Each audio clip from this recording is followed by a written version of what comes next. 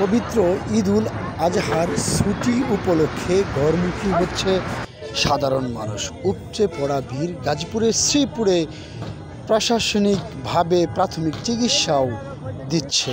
যারা স্বামীর বাড়ি যাচ্ছে যাতে সুন্দর মতো তারা পৌঁছাতে পারে, এই জন্য আমাদের জেলা পুলিশ আমরা সর্বাত্মক চেষ্টা করতেছি যাতে মানুষ সুন্দরভাবে তারা নিজ গ্রামে যেতে পারে এবং তারা ভালোভাবে ঈদ পালন করতে পারে।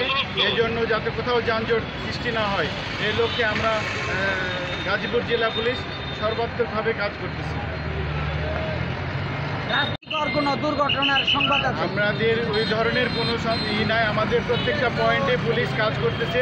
আমরা সর্বোচ্চ সতর্ক আছি যাতে কোথাও কোনো প্রকার অপ্রীতিকর ঘটনা না ঘটে, এই বিষয়ে আমরা সর্বোচ্চ সতর্ক আছি।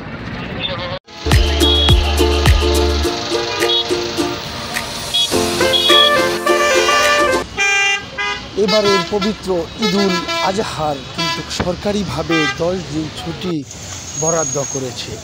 আর তারই প্রেক্ষিতে আগামী 7 জুন অনুষ্ঠিত হচ্ছে পবিত্র ঈদুল আজহা।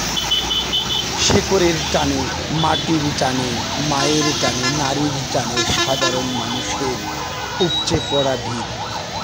গাজীপুর শ্রীপুর থেকে সাইফুল ইসলাম।